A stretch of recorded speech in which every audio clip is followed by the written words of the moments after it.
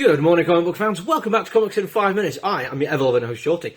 And today, we're going to take a look at The Blood Brothers' Mother. This is the first of the comic books that DSTLRY has put out that I've actually subscribed to, that I want on my pull list. And I want to because I'm a big fan of the Wild West, which will come up later.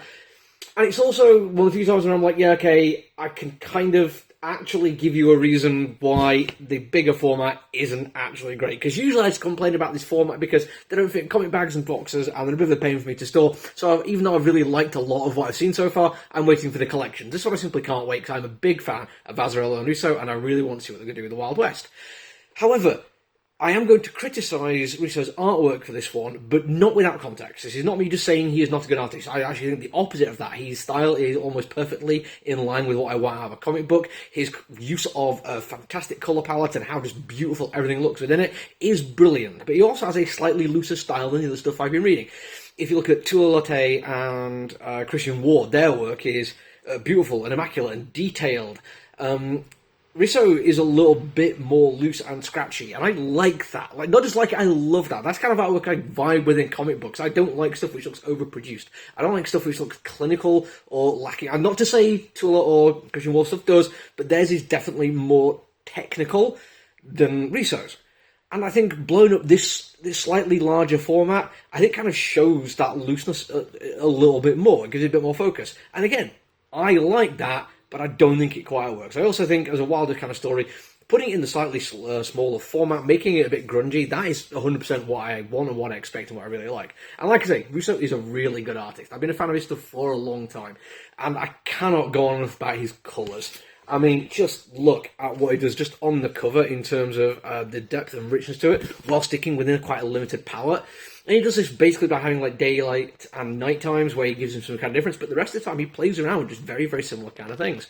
But because it all looks hand-painted and done with care and affection, it all just looks absolutely spectacular. He also has a really good knack for one of my favourite things in comic book art, which is non-verbal communication with characters. I think he's got a really, really good way of showing, like, through facial expression and posing, what people are thinking without them actually saying anything.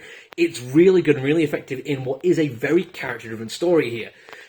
It's a very tight focus on character, in fact. Azzarello, one of the works that I think maybe means people in the UK aren't as much a fan of him, was doing the Hellblazer story.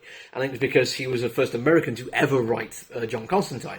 And I kind of get that some people might be a little bit put out by that, but I really like it because in that story, he kind of made it a story of America in certain ways and had Constantine there as an observer, basically our reader insert into the story. And it was a very effective way of not basically trying to write too much of John himself. That was a really good thing. But in this one, he is absolutely focused on the characters. There's a fantastic story developing here with multiple layers going on. But the primary thing that's got my attention is the main character.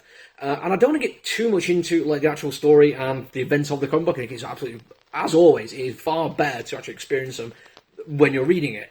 But I have to use a couple of examples to show something that's been done which I really, really quite like. Now, as I said, I'm a fan of the Wild West genre.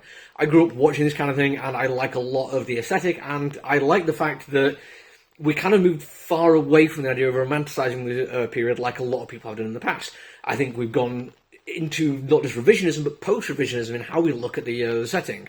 And Azzarello does a really good job of this, because I like the idea that we can look at what would be considered villains by today's standards in the Wild West, and realise that the reason they are villains is because of how different law enforcement was, how different the ideas of colonialism and capitalism were, and how the system itself was broken, so people fighting against it, although technically breaking the law, weren't being the bad guys. In this, we have a main character who has a moment where, fairly early in the story, we get a sense from him that he understands mercy and justice, and actually carries out both of these things, mercy and justice. And it is done in the typical bloody fashion of the Wild West, but it kind of sets you up to think, oh, maybe he's one of these misunderstood anti-hero kind of types. But then later on, we get a much better sense of who he is. We don't necessarily know his motivations yet. There's an awful lot of story to be discovered, which I really kind of like. For an issue 1, it drops a lot of stuff in there, but it doesn't overwhelm you with backstory. It gives you room to enjoy the story on its own merits, and then it's going to take you along for the ride and drop these things in, which is really good.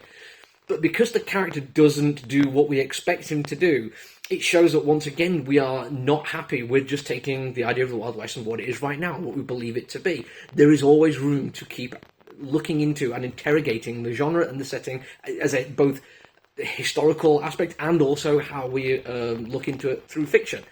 Azrael has done a fantastic job here. I'm very, very glad I got it. I don't like that I have to find a way to store it, but I'm glad I'm taking it home with me. That's it for me today. I've got at least 2 more to review, so make sure you do the whole social media thing, and I'll see you again at some point. Until then, though, look after each other, everyone. Stay safe. Bye!